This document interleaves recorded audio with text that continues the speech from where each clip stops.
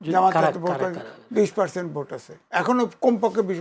গুপ্ত রাজনীতি ধরতে পারবেন, ওরা বেশি করে বিএনপি করে, এবং গুপ্ত রাজনীতি যারা করে তারা বেশি চাটুকারিতা করে, তাদেরকে বিএনপি নেতারাই পাহারা দেয়। ফের উত্তপ্ত হয়ে উঠছে দেশের শিক্ষাঙ্গন। আধিপত্য বিস্তারের লড়াইয়ে ব্যস্ত ছাত্রদল, ছাত্র শিবির।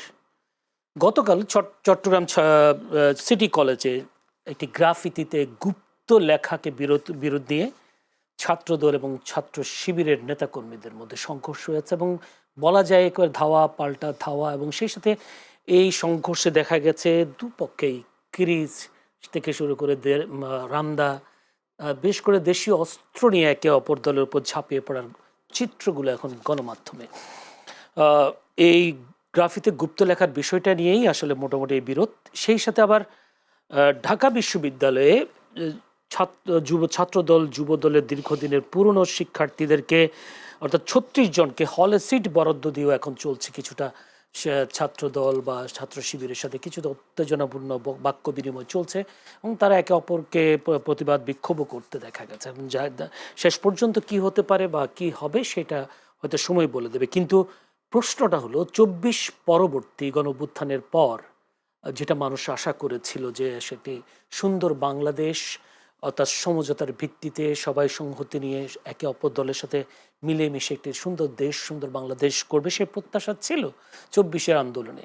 কিন্তু এখন কেন সে আবার উত্তপ্ত হয়ে উঠছে শিক্ষাঙ্গনগুলো, সেই বিষয়টা নিয়ে আমরা আলোচনা করব। এবং যদি বলি এই কালকেও অনেক রক্ত ঝরেছে অনেকেরই, দুই পক্ষেরই, সেই ক্ষেত্রে 20 জন আহত হয়েছেন এমন একটি খবর আছে আজকের পত্রিকায়।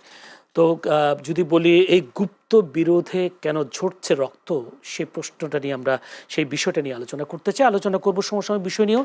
দর্শক মতে আলোচনার বিষয় আজকে নির্ধারণ করেছি গুপ্ত বিরোধে ঝরল রক্ত, এবং সেই সাথে সমসাময়িক বিষয় নিয়ে আলোচনা হবে। আলোচনা করবার জন্য স্টুডিওতে উপস্থিত আছেন একজন সিনিয়র সাংবাদিক এম এ আজিজ।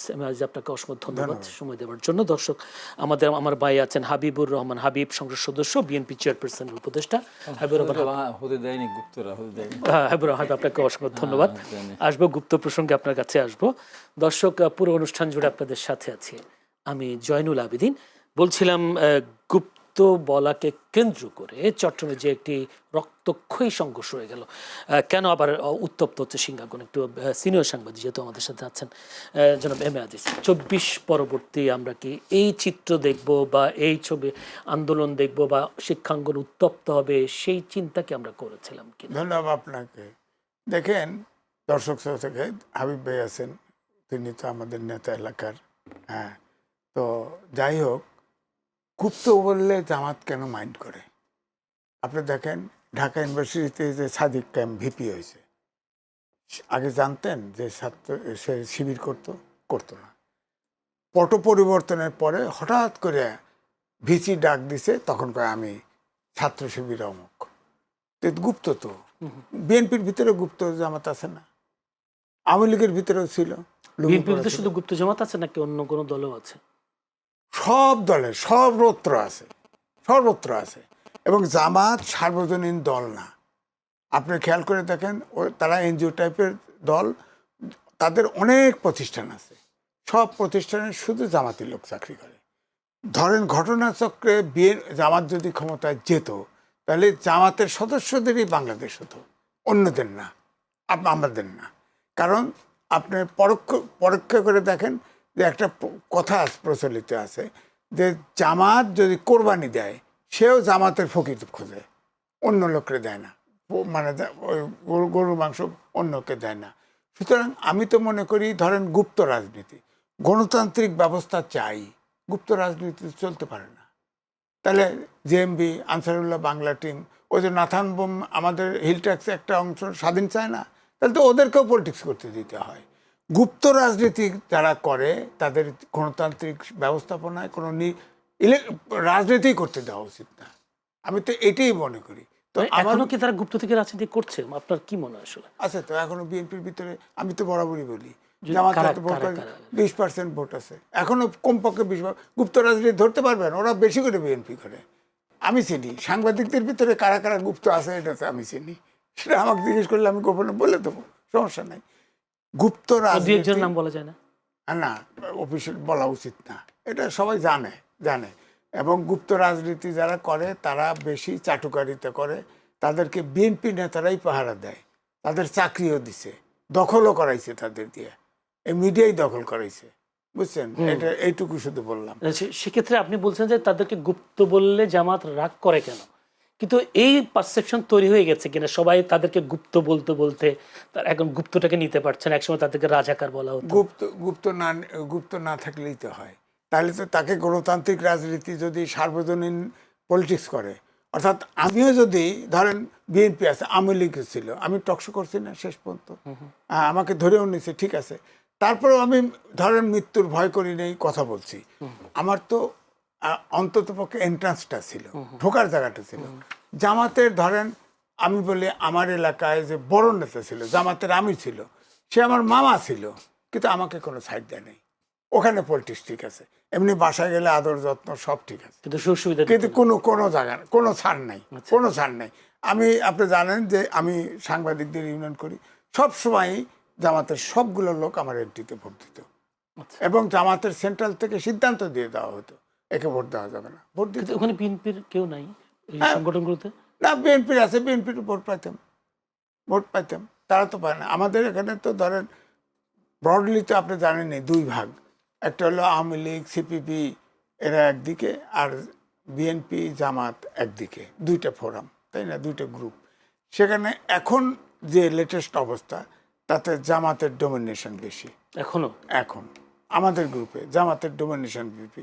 আপনি দেখেন প্রেস ক্লাবটা দখল করে ফেলছে, প্রেস ক্লাবের নির্বাচন শিডিউল দেওয়ার নির্বাচন স্থগিত আছে। আপনি বলেন তো দেখি এর কারণটা কি?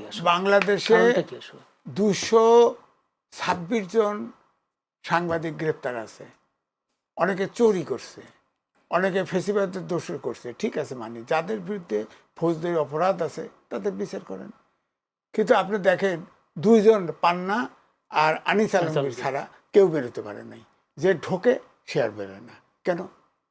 আবার প্রথমে বৈষম্য বিরোধী ছাত্র ছিল না, বৈষম্য বিরোধী ছাত্র আন্দোলনে কয়েক পোলা এসে নাম ধরা দিয়েছে, এরা ফেসিবাদের দোষর। একটি যে ইন্টারিম গভর্নমেন্টের সময় এই সাংবাদিকগুলো গ্রেফতার হয়েছে, এখন তো নির্বাচনী সরকার, তাহলে মুক্তি পাচ্ছে না কেন সাংবাদিক? না, এটা তো আমারও প্রশ্ন, সবার বিচার করুক, তাদের হিয়ারিং হোক, যদি দোষী হয় তার শাস্তি হোক, আমার আপত্তি নাই, কিন্তু আপনার হিয়ারিংয়ে হবে না। সারা বাংলাদেশে 260 জন না কতজন গ্রেপ্তার আছে, এর ভিতরে 50 জনের ভিতরে খুনের মামলা আছে, এটা আমাকে বিশ্বাস করতে হবে। কোনো সাংবাদিক খুন করে বলেন? কি একটা কালচার যে তারে ধরে তারে নিয়ে খুনের মামলা ধরা দেয়, হ্যাঁ, এটা কোনো কথা হইল নাকি? আমার কথা কি আশা করেন এই সরকারের সময়?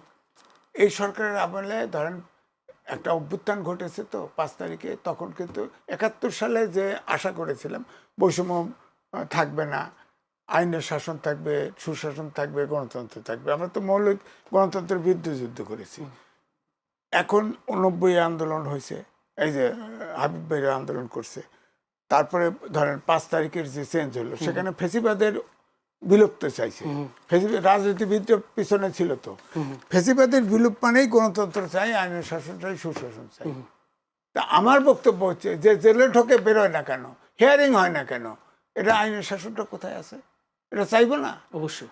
আমার কথা হলো সাংবাদিক অপরাধের বাইরে না, মানুষ তো যে বিচার, অনেকে আছে না, অনেক ফ্ল্যাটের মালিক আছে, অনেক টাকার মালিক হয়েছে, আমরা জানি, চিনি তো, কিন্তু সাংবাদিকতার ইথিক্স থেকে বের হয়ে সাংবাদিকতা করেছে এমন অপরাধ তো আছে, অভিযুক্ত আছে। যাদের অপরাধ আছে আমি জানি, দেশদ্রোহী মামলাও আছে এবং তার সাথে যুক্তও আছে, তাদেরও জানি, তাদের বিচার। আমার কথা যে অপরাধ করছে সে অপরাধের বিচার হোক, কিন্তু হিয়ারিং এ হবে না, এটা কেমন? একটু যেতে চাই।